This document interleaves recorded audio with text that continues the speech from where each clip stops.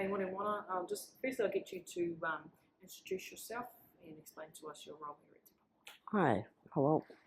Nei rā te mihi atu ki a koutou, ki a koe. No Ngāuri ahau o Ngāti Tōrangatira, Te Atiawa, Ngāti Raukua, Ngāti Mutunga, hoki, te kāinga nei, ko Hongoeka, marae, te whare tū mai rānei, ko te heke mai raro, ko te rauparaha te tangata, ko Moana Parata tōku ingoa. No kaimahi ahau, kei roto, te whare taonga tuku iho, o te papatonga rerewa, no reira tēnā koe, tēnā koutou. So, ko te pātai tuatahi Wana, hei whakamārama ki a rātou kāri te mōhio, ko ai rānei ha te Māori. What is Te Māori for those who don't know? Te Māori is a cluster of taonga tuku iho, tupuna, whakapapa, belonging to kei a rātou mā o tēnei motu. It's a whare really that houses a lot of taonga Māori. Taonga Māori that have been put in a place, in a whare, that a lot of our people will never know that being there.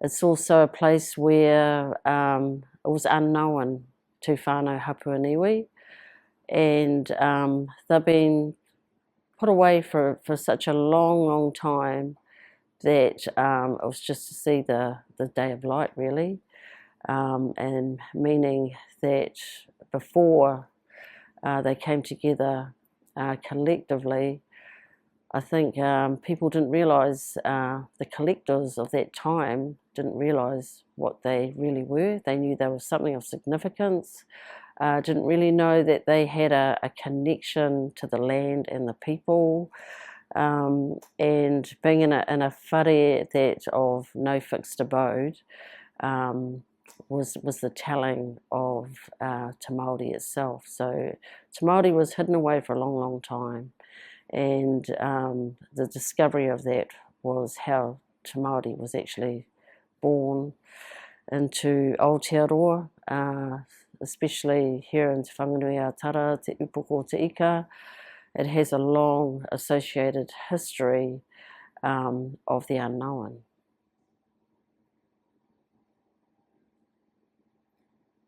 Awesome. And so we're just gonna, I was gonna ask you to just take us back a little bit, Wana, to give us a snapshot of the time at Bahu Street, in the time that Te Māori was touring. If you could just tell us what it was like. For me especially, I had no idea of museums of that time, or the Dominion Museum. So back in 1986, I fell in hapu with my first child, and at that time Wellington was alive, actually. It was all talking about Māori this, Māori that. Interesting thing was, what is it, in my own mind? So Te Hokinga Mai was out there at that time. It was noticeable, but to our pakeke, it was more than that. For me, I was quite young, and at that time, carrying my first child, I came into the museum to have a look for myself. And I couldn't believe it, because you could actually feel it before you even walked through that door, through the the tomokanga, the waharoa of Te Māori, and it was mixed emotions without even knowing. And so walking around and just seeing kaimahi, for me, the reo was right there, right then and there. It was the birth of our kohanga. It started to slowly come into the fold of what was brought out from back of house to the front of house. and I've never seen anything so magnificent in all my life. It really, for me, I knew I felt connected, but I was uncertain, but I knew they belonged to us, to me. I felt it. So during that time of Te Māori in 1986, 1987, went back and had a look, because the Dominion Museum of that time, it felt old and kind of lonely, I suppose the word would be. And lonely meaning that here we are sitting behind a frame or a glass case, or you know, the people working in there at that time probably thought they were doing the right thing, bringing collections or taonga out on the floor, but not realising the position, the mauri, all of these things that was born of that time to our kaumātua, our pakeke. And then as time moved on, it became more familiar. And that from 1986 to, 1986, 1990s, it was pretty well, things were starting to shift, that time of our kohanga coming alive. Kura, you hardly heard of kura at all. Our language of te reo Māori wasn't spoken enough, and it was a time of bringing them out, and it was the surface of opening up those doors for taonga Māori. So that's the kind of reflection I had from 1986 up to the 1990s. Fortunately, by then I had all my children, all 4 of them, and in 1994 I had an opportunity to come in and do some mahi. I had no idea what I was walking into, but I thought I'd give it a go, because, you know, I've gone from a administrator coming straight into a museum, and kind of my first mahi was registration books.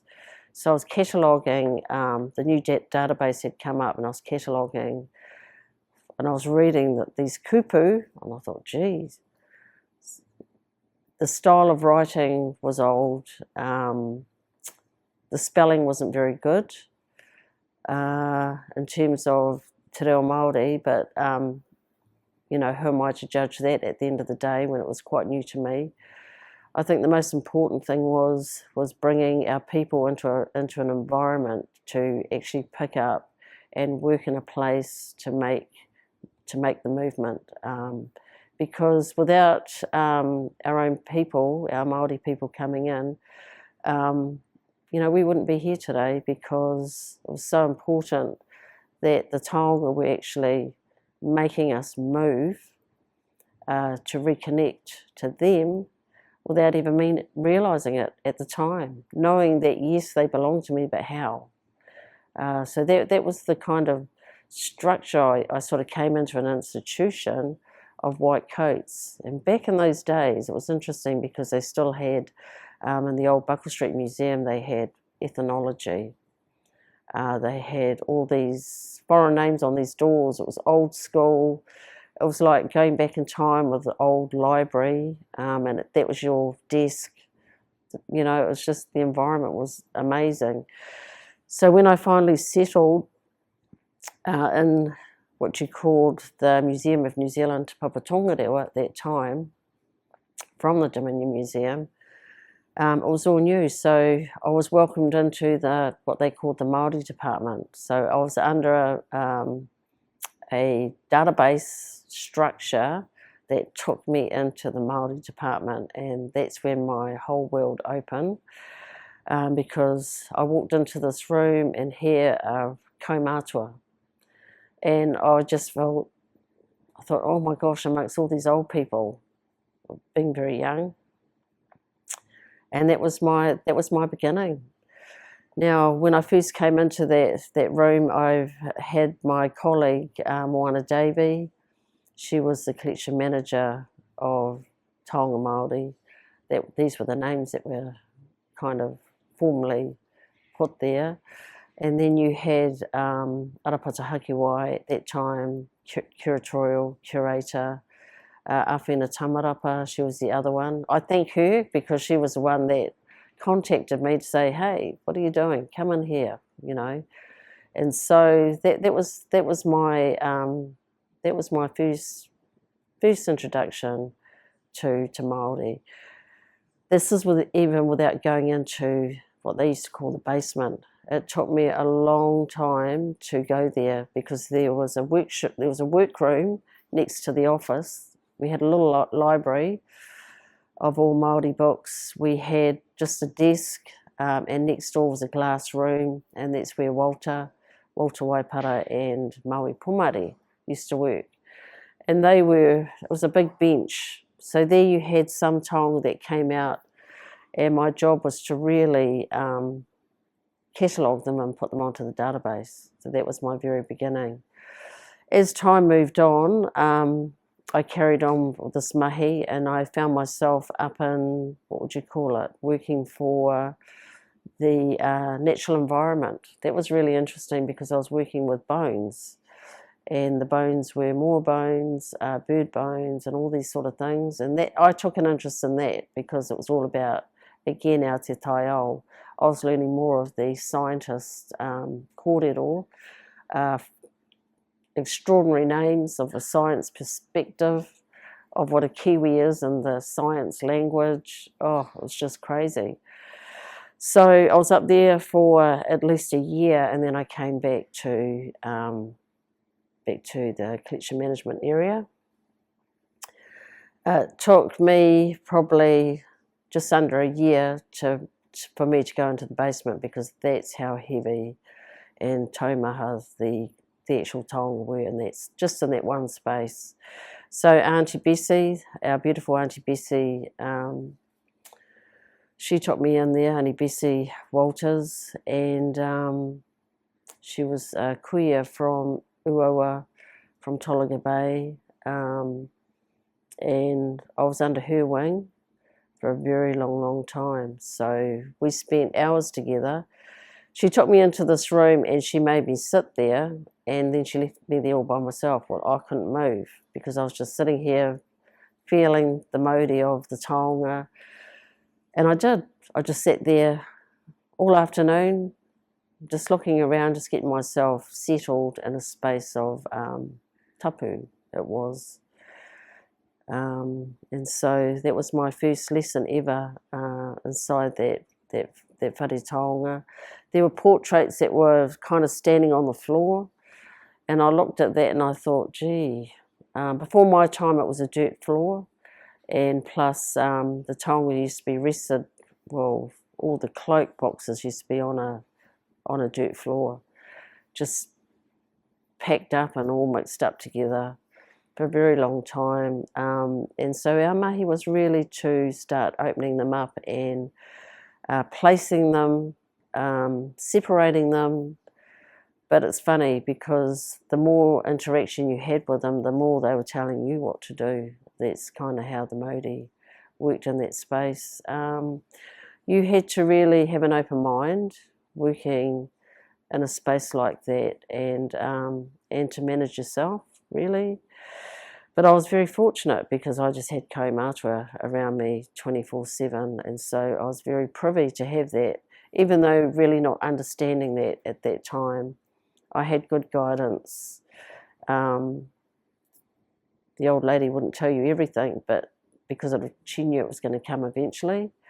And so that's how my life was. I couldn't talk about it when I went home. I couldn't talk about the work I did because what could I say?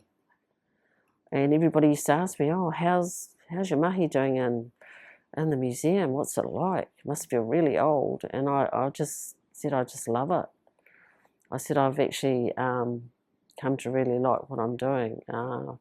So from 1994, through that change, a lot of things were happening. It was a moving time of aspirations, is to bring Dominion Museum out from an old space and move it into a new space. So I was quite privy in Buckle Street from 1994 to 2000 and just before 2000. We were slowly packing up without even realising, packing up all the taonga, getting them ready to move. It didn't feel like that, but that's what we're actually doing. The Kui Auntie Bessie and Auntie Betty were the ones that nested most of them for the move. We had iwi technicians that were brought in from Te Arawa, from Rotorua, to work on Te Tākinga. With Rose Evans. At that time, she was our Māori conservator, Rose, and no Te Atiawa. Moana Rose Grabelna, Te Atiawa. She's also affiliated to Te Awa Tupua, Te Maunga the Turo whānau, so that's her. And we were sort of, it was timeless. That's how beautiful it was. It was very timeless, how we moved around. And Auntie Betty at iwi. So as this was all happening before us, you know, there was through the hierarchy, it was working with the ministers and also with the Te Papa board at that time. And of course, when I reflect back at the kaumātua, I didn't have a lot to do with them at that time, but it was negotiating the changes of that time and hanging on to our Māoritanga at that time, where those kaumātua were actually foreseeing what our future would look like, and they did a really good job of that, maintaining the integrity of our connection but ownership of taonga Māori that sit behind the walls of our whare taonga. I'm not just talking about taonga Māori, I'm talking about all the collections, because we have a connection across the directorate within Te Papa Tongarewa. We've been fortunate also that some have gone home, back home into their rohe, whether it's a museum, whether it's their own whare taonga, but the lifetime here that I've worked since having my children are also part of that. So they're all in their late 30s now, so you know, when I think of the time, I'm still here 30 years on, and there's never a dull moment, but to really appreciate our pakeke passing all this knowledge down, and here we are in Cable Street. I think the iwi technicians I was talking about, there wasn't only Te Tākinga, but it was Te Hauki Tūranga, and that was led by Walter Waipara, Tommy Ward, and the three technicians that they had. That was John Waipara, Regan Harrington, and Ali Brown. So a very huge impact of deinstallation of those taonga that have been sitting up in Buckle Street all those years since Te Māori, and they've made a new home down here in Te Papa on Cable Street. Awesome. I just wanted to bring it back to, I guess, specific taonga that went to Te Māori that I know that you've got quite a strong familiarity with, but also the banner that you brought in from Te Māori, and that reconnection of people, and also the influence of Te Māori throughout taonga, if you could talk about. Yeah, what the reflection of all of that is, it actually, we spend more time with our whānau hapaniwi throughout the motu. Interesting times, because back in 2008, we were taking taonga out of the country, out of our Aotearoa. And the interesting one was, the first one we were working on was Moriora, which I didn't go to Japan, but a team went to Japan to take our taonga, taonga Māori, Tūturu taonga Māori of today over there to reconnect. That was our very first, and then it came home. And then when I look at other exhibitions following that, Moriora turned into Tohora, and Tohora, its first trip was to Washington DC. Now, it was a huge event, because we had to liaise and had permission from the whānau Hapuniwi, the descendants of these tūpuna, to go. And we did. We got the permission, and the beauty about that, we didn't know where it was going to take us. It was for 6 months, so I went to Washington DC there for 6 months. Then we moved it to Kansas. What this enabled us to do is to have relationships with the First Nations people, and also it gave us access into collections of Smithsonian, some of the Indian reservations of their taonga tukuiho. It's amazing how much taonga Māori are in these collections overseas, but we know where they are. Some we do know who they belong to, and that's going to be the future, I guess, of how maybe Te Hokinga might, but we know the beauty of that is those relationships that we've built up in Washington. Kansas was a bit different, and it was all around whales from a Māori perspective to a science perspective, where we took 2 beautiful whales, 2 hononga, a young adult male sperm whale, and of course a beautiful kuia called Hini Wainui. So these 2 led this beautiful, extraordinary taonga Māori from a te taiao to the science perspective all around the world. So from Kansas to Pittsburgh to Boston to Canada, over there, and I'm just trying to think of the name. It'll come back to me. From Canada to Chicago, and that's where a lot of our taonga are there. Rua Te Pupuki is one of them. Beautiful whare, again the old lady, Auntie Bessie. She's on a video there talking about the whare. And of course, the staff I met there, as we were actually installing tohora there, I came across a young man. He took me into his office, and the first thing I saw was the Te Māori banner on his wall. Wow, geez, you just felt connected straight away. You just want to have a tangi, all that kind of thing. And I went, oh, gee. And he looked at it, he goes, yeah, blah, blah. He was talking away about the exhibition. And I said to him, oh, gee, look at that. Oh, all the way from home. That's all I said to him. Well, while we were there installing, after probably 6 weeks, the day before we were ready to leave, we were just having a little bit of a poroaki there with the taonga. And he came along and had the banner wrapped up in a tube. So he says to me, here you go, take it home. And that's what I did. And so, when I reflect back, and that was back in 2011. Yeah, 2011, I was in Chicago.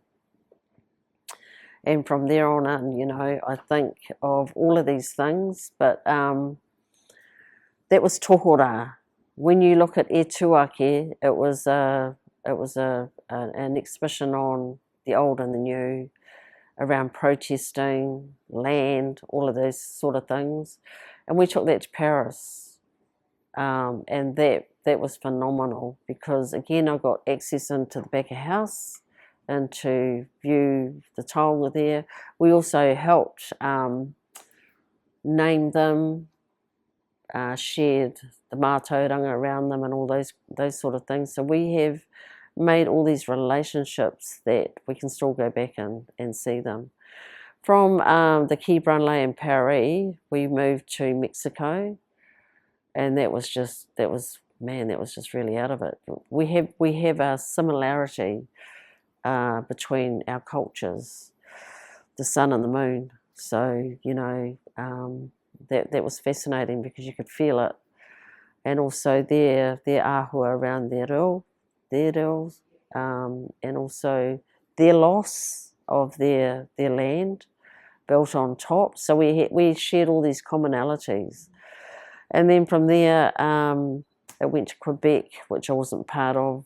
That was another stage, and then I was kind of taken off and come into repatriation. So I've kind of moved around the world with Kaumātua and Karanga Aotearoa to reconnect with tupuna and koiwi tangata, but also that gave us access into Europe, where we did visit a lot of the taonga that are there, housed in those institutions, which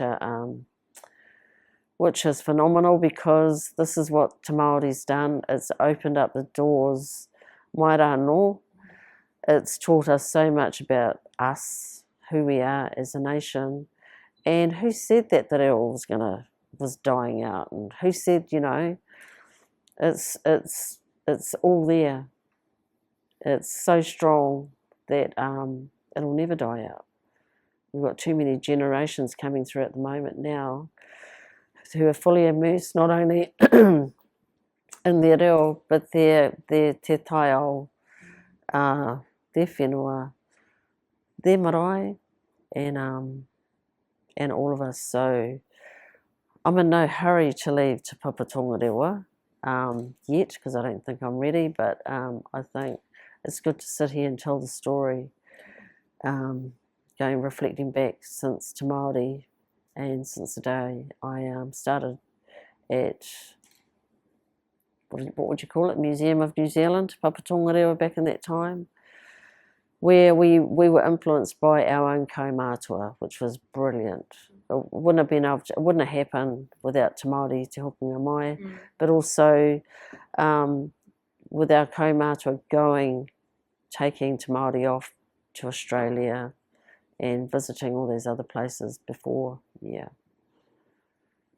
Just wanted to maybe whakakapi ngā kōrero, but I do have one part-time. Ai. And this is about the mahi that you do now. Yes. And that the resonating nature of te mana o te taonga and people. And you're right at that place where you get to, I guess you're reintroducing, I guess, people with their tupuna. If you could just explain to us what that's like, reconnecting our people with their taonga on a daily basis here at Te really interesting, you know, taonga Māori, the whare taonga ahuru mō ai te whareporo o te hine iwi were 2 rooms, one of whakairo and one of kākahu. And when I look at these two, you know, the foundation of these 2 rooms, they're not everybody's place to be. And I say that really strongly because it's either you or it's not. And it's not because I've worked in this for so long, it's because you're so connected that sometimes you're driven by our tupuna and our taonga. They lead it. I don't lead it. My roles as a kaitiaki taonga, Māori, collections manager, humanities, all these, you know, these names that get tagged on. It's more than that. For me, my role is to really open those doors for our whānau and hapu and iwi to reconnect, to research, to come in. Our rangatahi especially, our rangatahi is so important. You know, of all the years I've worked in Te Papa, and I still sit there and I think, oh, there's something missing. What is that?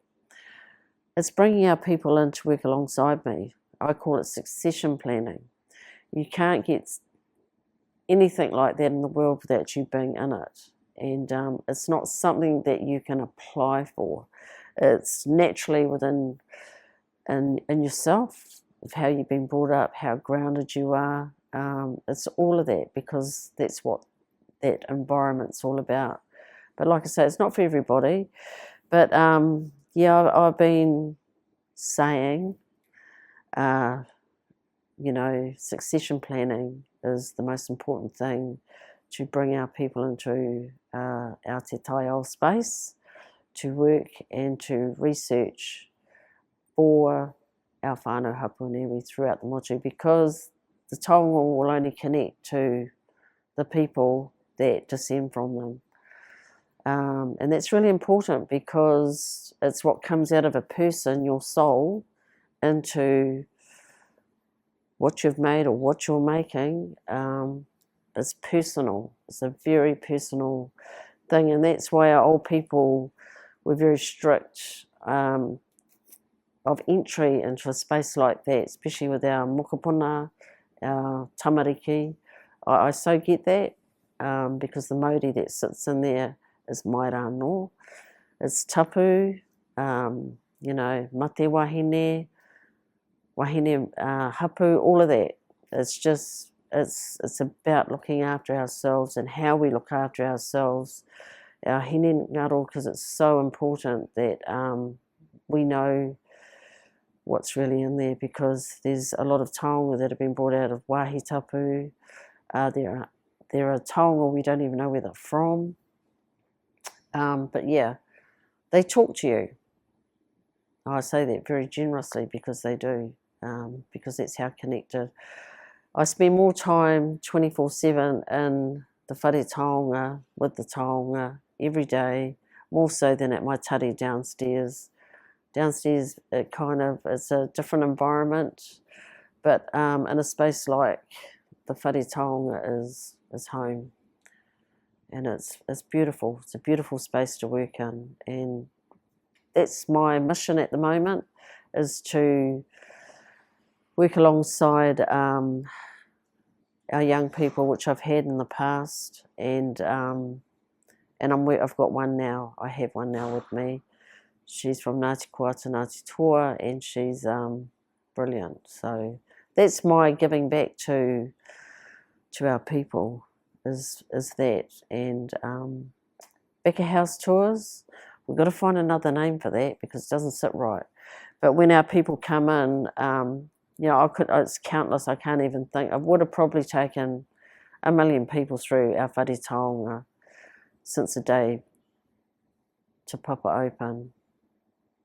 I say that generously because we've had to record all of that is just, you know, what can you say?